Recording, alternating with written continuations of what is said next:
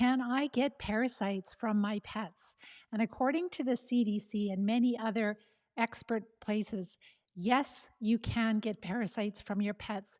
Today, we're going to talk about the 4 most common parasitic worms that we can get from our pets, what the symptoms that they would cause in our pets, but also in us if we would get them, and also how to treat these parasites. And if we haven't met, my name is Pam Bartha. I'm the author of Become a Wellness Champion and the founder of Live Disease Free.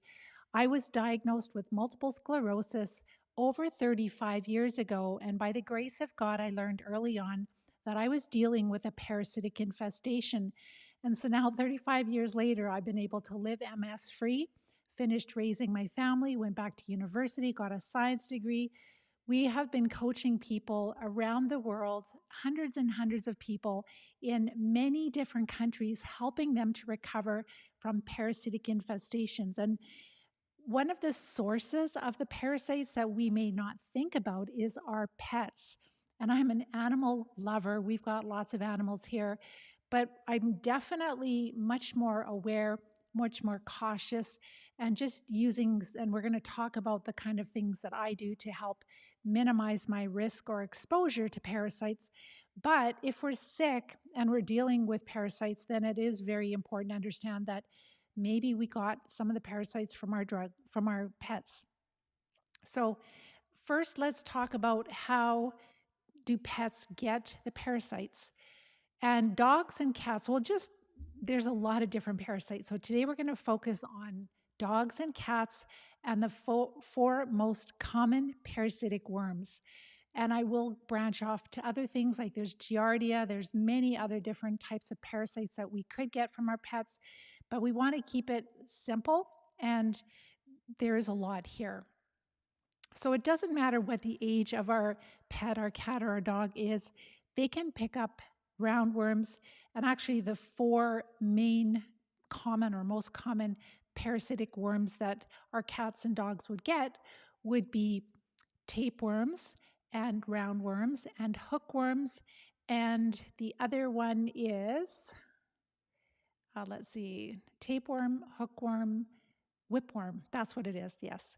Whipworm. So those are the 4 most common parasitic worms that our pets will get. Again, that's roundworms, hookworms, whipworms, and tapeworms. And we're going to break down each one of these. So if we just look at roundworms and hookworms in our pets, and the whole premise here is that when you become aware of this, then you can actually put together with your veterinarian or just researching. It depends what country you live in. Some countries, it's really harder to access the parasite treatments. In other countries, it's pretty easy, but I'm going to give you some ideas, some clues. If you're working with a veterinarian, you can talk to them about it. But this really helps to decrease your exposure to parasites from your pets. So that helps us to be healthier and helps our pets to be healthier, helps them to live longer. And we love our pets, right? We absolutely love our pets. So let's talk about roundworms and hookworms for a moment in our pets. If you have any questions, make sure to type your questions in the question box and I will come to them in a few minutes. So, you know your pets, like if you take them for a walk or you take them outside, they smell disgusting things. If there's another dog that has feces left and the owner didn't clean it up, your dog is going to sniff that. So our dogs and our cats are going to sniff just things, dirt, right? And very often soil can be contaminated with eggs or larvae from these parasitic worms. And so if that is the case, then they can become infected with the eggs and or the larvae of roundworms or hookworms. Also, hookworms, they can be in the soil and they can actually attach to the feet of our pets, our feet also, and they can burrow themselves into our skin. And so I think probably all of us have some parasitic worms, probably. Like if we feel really healthy, we have a lot of energy, we have good digestive health, no allergies, rarely get sick, we're able to be physically fit, nothing is holding us back. then and a really good cognitive function, then we may have a few parasitic worms, but not a lot. And the same with our pets. If our pets are high energy and they feel well, they eat well, we're feeding them good food, then they're going to have a few parasites, but it's not enough to cause a disease in them or to cause them to be not themselves. But what we ignore is that in time, like we're exposed to parasites, our pets are exposed to parasites, and then they keep multiplying in us. And it depends a lot on, how many times we've had antibiotics. It depends on our lifestyle, the stress level.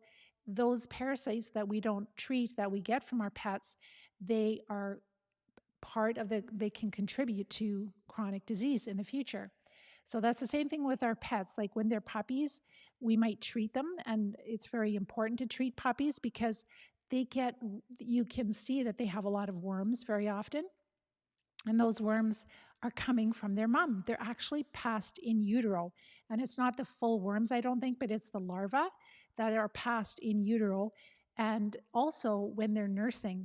But puppies' immune systems are developing, and so they may be passing a lot more worms. And so it is really important to deworm your very young puppies or kittens at least once or twice, and then to get your animals on a routine of treating parasites. So it doesn't matter what the age of the animal, of the pet, they definitely can have parasites. But when the parasites become more populated in their body, this is where you're going to notice that they might vomit sometimes. They may have like diarrhea. They might have really foul smelling stool or feces that they just can't hold it, the diarrhea, etc. They might stop eating. They might lose weight. They might be really skinny. You're feeding them a lot. And that's another thing, too. It's good to treat them because otherwise you're buying this expensive food and then the parasites are eating a lot of them. So, again, really important to deworm puppies and kittens because if they have a lot of parasites, that can really not just cause them to die, but it can really stunt their growth. And that's with children too. If children have a lot of parasites, it really impacts their development physically and their cognitive development. And the hero doctors that I study under, they really see that in different countries where people are dealing with a lot of parasites, where children have a lot more parasites. So these hookworms and roundworms, they can cause a lot of inflammation. They can cause, again, the vomiting and stop eating, losing weight, all of those things in our pets. And the types of treatments that our veterinarian would prescribe would be something like fenbendazole for this type of worm, roundworms, and the hookworms. So fenbendazole, very often that is the active ingredient and it is sold under the product name Panicure, or another brand name would be Safeguard. So these medications, these parasite medications, they will treat a variety of parasites. So this would be roundworms, hookworms, lungworms, whipworms, and certain types of tapeworms. So fenbendazole is quite a good, well-rounded parasite drug, but there is benefit in rotating different treatments. There is a brand, NexGard. It's called NexGard and NexGard Plus. I think this is what we used in the past a couple of times, but I think it was quite expensive. But the ingredients here would be pyrantel palmitoate and ivermectin. And so that would also treat these worms. So parental palmitoate and ivermectin. And then some of them will include a flea medication because like for certain parasites, like tapeworms, for example, they're passed through biting insects like fleas. So this is where you have to look because sometimes it can get really expensive too. And you might be able to, like pyrantel palmitoate on its own is pretty cost effective depending where you buy it, and also ivermectin. But when you put it into a brand name like that, I think it was quite expensive, but that's something you can check out yourself. So pyrantel palmitoate is helpful. Probably fenbendazole is a little bit more broad spectrum, but pyrantel palmitoate, it does help to control roundworms and hookworms in dogs. And then if we become infected by the roundworms or the hookworms, so if our pets, let's say our dogs or cats, let's probably mostly dogs, like they're dropping their stool in our yard, and sometimes we don't clean it up, or maybe we do, but if there's some of these hookworms left behind or the eggs from the roundworms, if we're digging in the dirt, if we're working in the garden, and a lot of times cats they're notorious for pooping in gardens, right? And so it's probably recommended, like once you really start to understand about parasites and if you want to decrease your exposure, to wear gloves when you're gardening. It's probably a very good thing to do. So the soil can become contaminated with roundworm eggs. And then also, if we're walking barefoot on certain ground that's contaminated with hookworms, we can end up having them moving into our body through our feet. They can cause redness, pain, and itching when they travel under the skin. And both kinds of worms, they're going to hatch in the stomach. They can cause fatigue. So, again, if we have a small number of these parasites at first, we don't really notice a lot of difference. We might notice a little bit of gut issues, but in time, more stomach issues or digestive issues, fatigue, anemia. Anemia is a big one for especially the roundworms and different types of parasites, stomach pain, weight loss, nausea, diarrhea. And sometimes the hookworms and the roundworms can travel to other organs, other parts of the body, where they can cause serious complications. And that's over time. And whenever I look at the research about this, they're always saying, well, it's more an immunosuppressed people.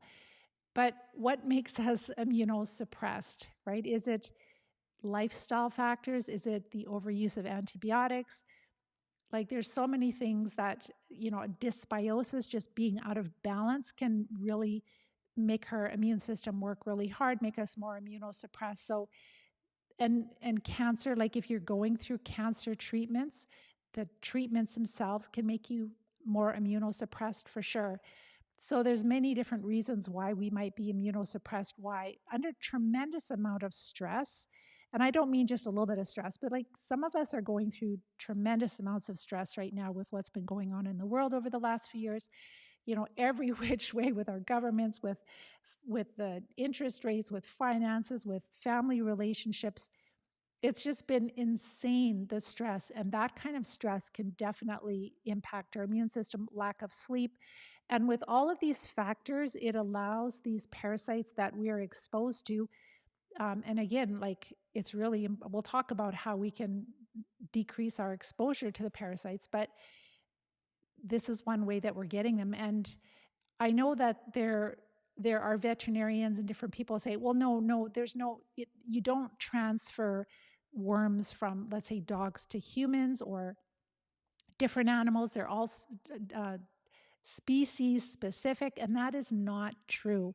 It's true that we're not going to get a certain, parasite that might affect a plant, yes, but very often a lot of the parasites that mammals have, they can transfer them back and forth. So again, it's so important to protect our kids from, like, because a lot of us too, when we had children that were younger, we had pets because it's such a wonderful experience for our kids to have pets. Well, we didn't have cats, we just had dogs. But then to really understand how important it is to control, and we can't totally eradicate, but control the parasites in our pets so that our pets are healthier, less visits to the veterinarian, but we're also protecting our children so that they can develop cognitively to their full potential, right? And not just cognitively, but physically also to their full potential. So when people sit or stand on contaminated soil or sand and they have bare feet, we can become contaminated with these parasites. And the way that we would treat roundworms and hookworms in humans is through the drugs mebendazole and albendazole, or not both of them, but one or the other. They both treat roundworms and hookworms, albendazole or mebendazole. The difference is that usually albendazole is a lot more cost effective. It works more systemically. So if you have neurological symptoms, if you feel like you're dealing with parasites that have moved to different parts of the body, into the central nervous system, the albendazole is going to be more of a systemic treatment. You have to have enough healthy fat, at least 40 grams of fat with the albendazole to make sure that it's absorbed, because it does cross the blood-brain barrier. Mebendazole just works in the gut. So if you're working with your doctor and you're treating your children to do parasite treatments, mebendazole is more. They're both safe, but it's not metabolized through your liver. It's not going to be working systemically. So if it's just somebody who wants to do a regular deworming, mebendazole is good if you're super healthy and you don't really have anything, maybe a little bit of gut issues. And then also pyrantyl palmitoate would be something that would just work in the gut also. So mebendazole and pyrantyl palmitoate both work just in the intestines. So let's talk about whipworms in our pets. So whipworms are a lot smaller. They're about 2 inches maximum, and they really like to live in the large intestine. So a lot of the worms like to live in the small intestines, but the whipworms like the large intestines. And again, if we have just a small number of them, we might get the odd twinge here and there, but we're pretty healthy. It's really when our pets or ourselves, we have an abundance of these whipworms in our body. So we'll talk about the animals first, our pets, where they would notice bloody or gooey diarrhea. That's if they have large numbers of the whipworms. And the problem is that, you could try to get tests done. I know for humans, you can pick up about 10% of the parasites that we have. For animals, it's very similar. And also, like, the eggs are not laid every day. So if they're looking at the stool of your pet, they will very likely miss it if those eggs are not being passed that day. So you might get a negative test for your pet because the female whipworms, they only lay eggs periodically, not every day. And some of the deworming agents, they're not going to work for whipworms. So what they're recommending is like fenbendazole. So Panicure, you probably find that online, even on Amazon. And then there is Fabantel, Febantel. And because these whipworms have a longer life cycle, a second deworming of about 75 days later is recommended for your pets. So to do 2 rounds, 75 days apart. Often another deworming in between these doses is recommended to further control the whipworms. So in order to clear, and again, clear means decrease them tremendously. The longer that we're in this and working with students, we see that we don't really clear. Just to make sure, good, you guys can hear me. We don't really sterilize our body from these parasites, but we knock them back so far that we're not bothered with symptoms, and we have a wonderful quality of life. All right, so the most common deworming agents do not work for whipworm, and we talked about fenbendazole is a common product. More recently, regular heartworm prevention products, so treating heartworm in dogs, and I don't know about cats, but for sure dogs, has been developed to remove and control whipworms also. There is one new medicine, it's called milbemycin, Milbemycin, and that is for heartworm. So the brand names of that would be Sentinel, Sentinel.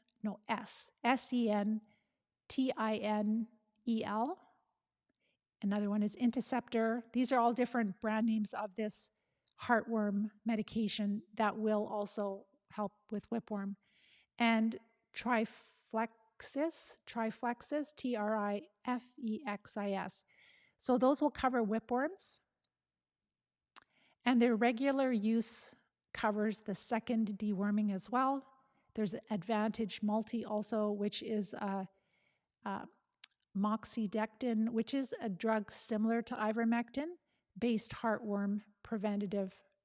It also covers the roundworm. So I'm giving you a lot of information, and you don't have to write it all down because I always have a blog post. So we have a blog on our website. Every week we do a newsletter. You'll get all my notes there. You can click on links. You'll be able to get all the names of these different drugs. And the horrible thing about whipworm eggs is that they can contaminate soil for years. It's virtually impossible to remove the eggs from the soil or to kill them. And they cast, cast rarely, I don't know. Okay. So basically, this is why it's so important to control the feces of our pets and to treat our pets regularly. So it's if we don't treat our pets and they become infested with parasites, and then they are pooping all over the yard, and some of us don't have very big yards, right? And if we don't clean up their poop, then they're stepping in it, and then they come back in our house, and then they can infect the floor with eggs and larvae. And then our children that are crawling on that. It's a disaster. And then if we're not cleaning it out of our soil, and this is our cats also, and it's just building up on our property, whether, wherever we're living. So it is really important to, number one, make sure to deal with the feces from our pets, to keep that clean, to keep picking it up right away, but then also to treat our pets so they're not infecting the soil on our properties, in our yards. So that will really protect our kids better, protect us, etc. All right, and again, I love animals, and we do have animals, and we do that here. Like, we have a little bit of an acreage here, and so I've got a horse, we've got chickens, we've got sheep and dogs, and we just keep cleaning up their feces and having to deworm them, and then you just enjoy them. And I do wear gloves too. Like, I wear gloves a lot more than I wouldn't have years ago, but now I do. All right, so treatment should be repeated 3 times at monthly intervals because of the long the life cycle of it. All right, so let's talk about whipworms in humans now. So we talked about whipworms in our pets, but now if we become infected with these whipworms, so the symptoms could be, if we have, again, a heavy infection, we can experience a lot of abdominal discomfort, digestive issues, painful bowel movements, mixture of mucus, water, and blood. Diarrhea typically smells worse than usual. And severe cases, we have the reduced growth of our children. So very, very important. And again, like a lot of these parasites, they cause very similar symptoms if they're in our gut. Treating whipworms in humans, again, this is from the CDC. So albendazole, mebendazole, or ivermectin. Either one of those drugs is taken for a certain period of days. You can find it and talk to your doctor about that if you feel that you might have it. Again, it's really hard to test. Actually, one of our students, really sick with MS, she did send a stool sample into a really good parasitologist. He's retired, so they examined, and they didn't find anything. And then she got her the day she got her test results back, this was years ago, the day she got her test results back, she was using oxygen therapies, and she did an rectal encephalation, and she passed a huge a whipworm, so it was a different species, and sent it in to him, and yes, he said, this is what you have. So they can make you feel really awful. So again, albendazole, mebendazole, or ivermectin is recommended to treat whipworms. And I'm going to talk a little bit more about treatment after, because, they say, for 3 days, and we just haven't found clearing. And I guess that it depends on the person. If they're healthy, super healthy, but they just have gut issues, that might be the case. But for people that have chronic disease, 3 days is not curing us. All right. So let's see. So the drug of choice is mebendazole for the whipworms in humans. The albendazole or ivermectin can also be used, but they're not FDA approved. So that means it's not that they're not safe, but they're not the first line of treatment. They say that mebendazole is the first choice of treatment. So let's take a look at tapeworms. This will be the last one. If you guys have any questions, make sure to type your questions in the question box. So tapeworms are, again, our dogs will get them from other dogs, like pets and kittens, like cats. They're all disgusting. They'll eat each other's feces. They'll sniff each other's feces. So they can pick it up from the soil. They can pick it up from eating other feces. There's many different types of tapeworms. There's smaller ones, there's bigger ones, but usually in dogs and sometimes in cats, they carry these tiny tapeworms in their intestines, and they don't cause a problem in the pet if they're in reduced numbers again. But eventually, if they become more populated, and actually there is one tapeworm in Canada that is going from coyotes to dogs to humans. And so when these tapeworms end up in humans, they really behave differently in humans. So they move into the liver, throughout the abdomen, the rest of the body. They can form tumors. So one lady in, I don't know if it was is Alberta for sure, but I don't know if it was Calgary or Edmonton, but she had this huge tumor, and I have no idea how the doctor figured out that it was just a whole bunch of very small larvae of the tapeworms. That's what her tumor was. So he took it out, saved her liver, put her on albendazole for, I don't know, a long, long period of time. So tapeworms, we've talked about neurocysticercosis. We've talked about how these little larvae of the tapeworm, how they move into our tissues, how they move into the central nervous system. They're really linked with a lot of chronic diseases. So it's not just the tapeworms, but it's also the immature forms of the tapeworm that cause disease. And so that's why we really want to pay attention to this and really, keep our pets healthy and keep ourselves healthy. So without early detection and aggressive treatments, that's surgically removing the mass and antiparasitic drugs, the infection has a 50 to 75% mortality rate, potentially higher in people with compromised immune systems. So that's why it's so really important to take it seriously. And it with the experience that we've had with our students, like, we're so shocked with the number of parasites that we're infected with. And you just think, how can we be alive when we're passing all of these very large worms? It is quite shocking. So the very first case of this liver form of tapeworm was found in a dog in British Columbia, Canada in 2009. And since there's been several diseases, at least there's been, it has since caused several diseases in at least 7 dogs in Western Canada and 4 dogs in Ontario, and a new region. So the Ontario was a new region for this parasite. So initially it seemed like the first dog had a massive, nasty tumor invading its liver, spleen, and stomach. And this happens in humans too. But when they did some microscopic examination of the tumor, they realized there were hundreds of immature tapeworm larvae in the tumor that was forming the tumor. So in dogs, like maybe you've seen your dog just scooting along the ground, dragging their butt on the dirt, really having a kind of an itchy butt.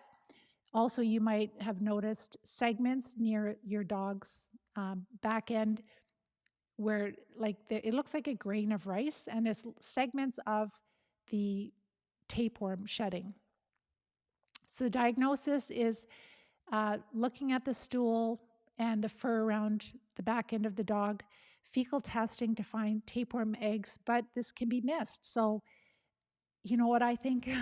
I just think it's a really good idea to just treat parasites and just kind of rotate, like treat tapeworms, treat roundworms, treat whipworms, right? Just rotate and treat them. The treatment for the tapeworm is praziquantel. That is the most, I would say, most effective. And that is also used for humans too. And I talked about praziquantel last week. So if you didn't get a chance to listen to that, make sure to go to our livediseasefree.com blog. And there you will see a blog about praziquantel, and you can actually read through it quickly, or you can watch the video, or both. So I guess with treating tapeworms, they do want to control the fleas, because a lot of time the biting insects are infecting our pets with the tapeworms also. So it's not just the animals, just picking it up themselves from another animal, but it's also from the fleas. So controlling fleas is really important. And I'm sure the fleas are giving other parasites too, because we know filarial worms is another one. We didn't even talk about that today. That's passed through biting insects. Then there can be other types of parasites. So they talk about a monthly dewormer, typically a combination of heartworm preventative that'll help prevent reinfection. So they're talking about monthly dewormers. I don't know if monthly is necessary.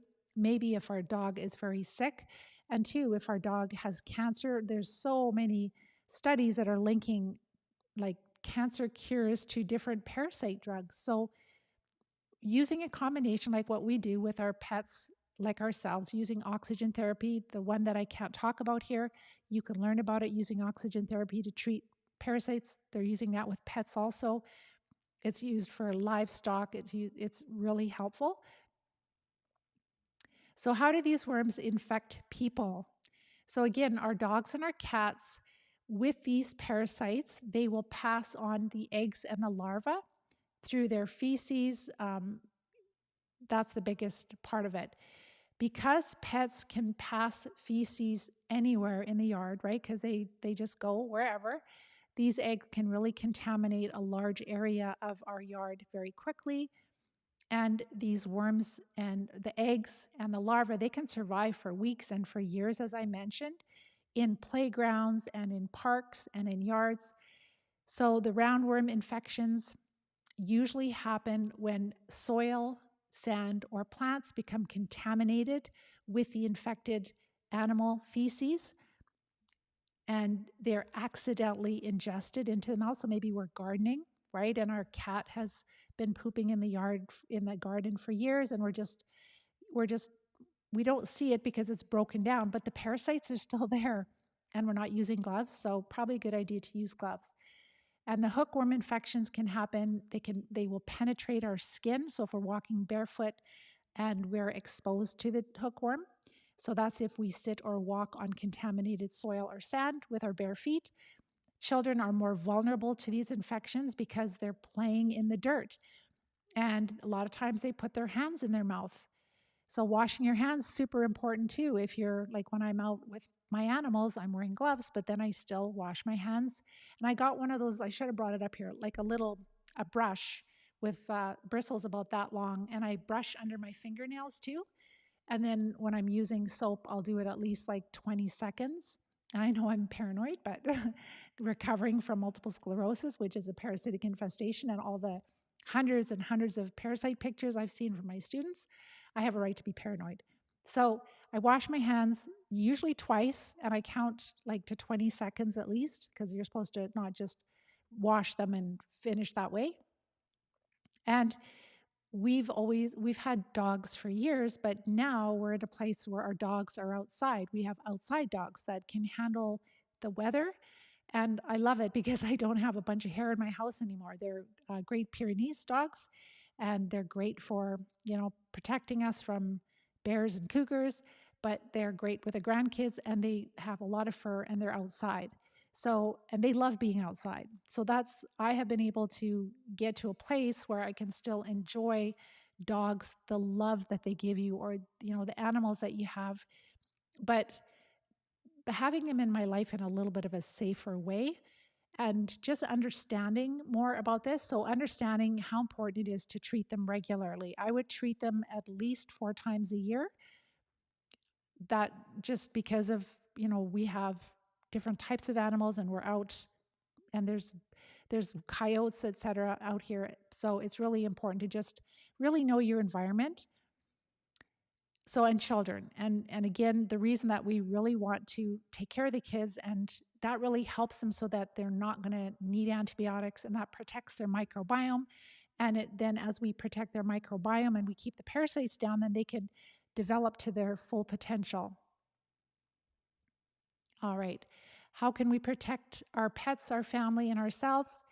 Make sure to have your puppies and kittens dewormed at least a couple of times. And you can have them tested. Just be aware the tests may not show. And having a regular parasite treatment plan. Oh, shoot. Sorry. I thought I'd shut that off.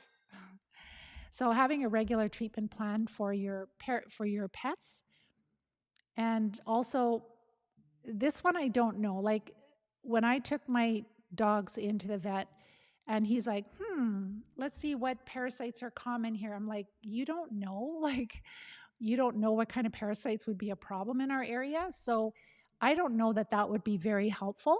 I think that it would just understand that there's roundworms, there's tapeworms, right? There's hookworms, all of those. And most of them are treated by very similar parasite drugs, except for the tapeworms. All right. And avoid, if you're gardening, use gloves. Wash your hands when you come in. Make sure to clean up the stool. Don't have your pets in your bed. If you have cats in the house, Dr. Klinghardt has said many times that you should not have cats in the house. They carry a lot of parasites. But if you do want to do that, then you have to just make sure to have them on a really good treatment plan. Make sure to clean their litter box safely with gloves. Just be wise, right? Just be wise. And then make sure to get rid of if you're collecting the feces, just get rid of it. Put it in the garbage. Cover sandboxes. That's another big one because the cats love to use the sandboxes more so than the dogs. Don't have them sleeping in your bed. I know that they're so cuddly, but don't have them sleeping in your bed.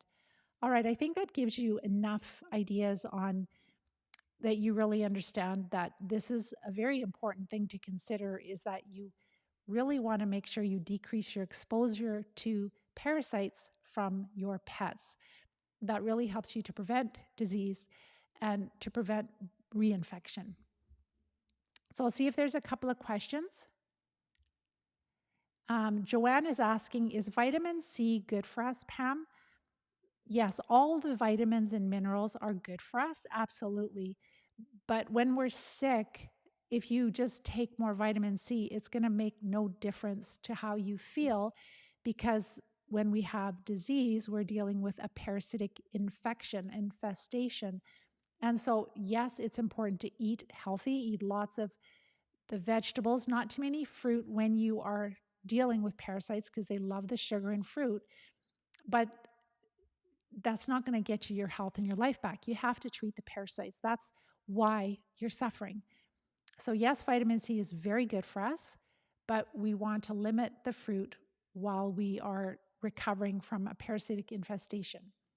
Tracy, you have primary progressive multiple sclerosis, and you often thought that you need to do a parasite cleanse.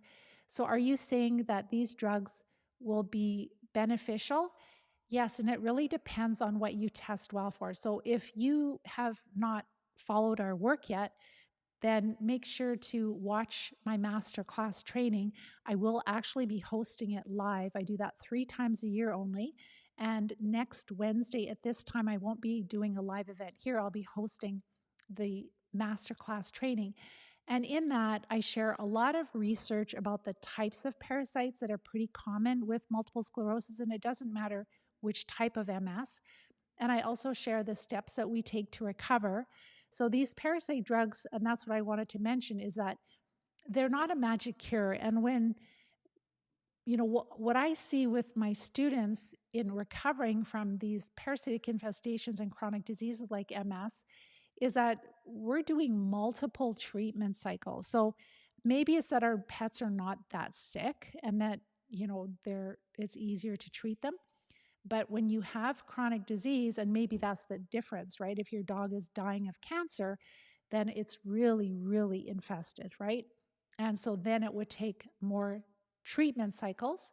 So for people that have had advanced multiple sclerosis, they might be treating for 12 treatment cycles or more, a year to a year and a half. And if people are catching these parasites earlier, they've had a diagnosis, but they're still catching it earlier, they might treat for 3 to 6 treatment cycles. You want to treat like a couple of treatment cycles past when you feel symptom free. So if you want to learn more about this whole process, this is a proven plan that has helped people to get their health and their life back. And we've had primary, progressive, relapsing, remitting, but also people with all kinds of other diseases because they know that they're dealing with parasites. So we've kind of developed a plan that really helps people to recover from parasitic infestations that cause chronic disease. And it will be live next week, and I'll be answering your questions. So watch out on Facebook and on YouTube for announcements. You'll be able to register. People always register for that. We have hundreds of people that join. And then make sure to bring your questions along because I will be answering your questions as soon as I finish the masterclass. So yes, Tracy, if you treat these parasites that you're dealing with effectively, then you will have more recovery than you ever thought possible because the disease you're dealing with is caused by a parasitic infestation. Gary, indoor cats that use a litter box are going to have less problems, correct? I think that most people that have cats, they use litter boxes. So um, cats are just notorious for carrying a lot of parasites. And um, your cat may not even go outside, but they can still have parasites because they could have gotten parasites from their mother, right? We talked about that. So this is where I would just literally just routinely treat whatever dogs or cats you have. When you're cleaning the litter box, clean it regularly. I would also use gloves and just make sure, like with a family member we have, the cat was sometimes kind of wild and bit her, and she got like really infected from that. So you have to just be careful that they don't, that you're not bitten or scratched by them because very often they will carry in their saliva. So you just have to be cautious there. And then if you're recovering from chronic disease, because I didn't even get a chance to talk about toxoplasmosis, that is one common parasite that is that people that have had cats in their house for many years. And I'm not saying you shouldn't have a cat. I'm just saying that it's something to check into. That might be one of the parasites you need to treat, or treat also in your cats. Hi, Paulette. Your dog scoots on the rug and never outside. You do not pick up her poop outside because you can't walk on grass because of drop foot with MS. So you said scoots on the rug and never outside. I don't know if you meant poops on the rug and never outside. That's probably what you meant. So you just use gloves. You can get these big boxes of latex gloves. I would definitely use them and just disinfect things, and make sure that if you're disinfecting that you're using something that's effective enough. So again, look at the oxygen therapies because that oxygen therapy would definitely be enough to kill parasites. So hi, Christine. It is hard to diagnose parasites infections in humans. Can you take dewormers without a diagnosis? So when you watch my masterclass training, you'll see that we use 5 criteria to help us to figure out which parasite drugs are the best for us. So it's basically our health history, the health history of our parents, our symptoms, our diagnosis, and energy testing. So that does help us to have a better idea. But again, you're right. It is very frustrating. And the reason that we don't have good tests is because our healthcare system is not looking there. They don't want to look there. They want to use immunosuppressive drugs. Not our doctors, but I'm just talking about the head of the health authorities. In humans, can we take dewormers without a diagnosis? And if we had them, Will we know if we're getting better? Yes. When you're using the right treatments, you'll notice literally within 4 to 5 days, you'll see a shift in your symptoms. But even before you start treating, it's really important that you're ready to treat. So it's important that you support the body and you stop feeding the infection so much so you're feeling a lot better even before you start treating. So we had one student that she literally started December 26th, and she is taking steps. She's had MS for over 30 years, I think 31 years, in a scooter, had to use chair or stair lifts, and she's actually taking steps, and she's not even treating yet. So, and I can't promise for everybody that, but this is the power of using those steps that we have in the plan. We decrease the inflammation through diet and supporting the body. Then we treat, and then we tolerate the treatments a lot better, and they work a lot better for us. So, yes, that's what we do in the plan. So, make sure to join us next week on my live masterclass training. It is only 3 times a year, and it can start to change your life already. So you have MS and it's getting worse. You have had dogs for years. And make sure to check out our website because there's the blog posts. There's one study that shows that people with MS, they've had a much higher chance of having a pet dog years before their diagnosis. And they also have had gut issues years before their diagnosis. There's just so many. We're going to talk about all of these connections on the live masterclass next week. And you'll see, you'll be like, oh my gosh, it's awful that this is not available to our doctors. So your dogs were dewormed, but you walked barefoot a lot, gardened, no gloves. And also, parasites are just part of life, right? We're not going to be paranoid, but if we have had too many antibiotics, that really devastates our natural defense.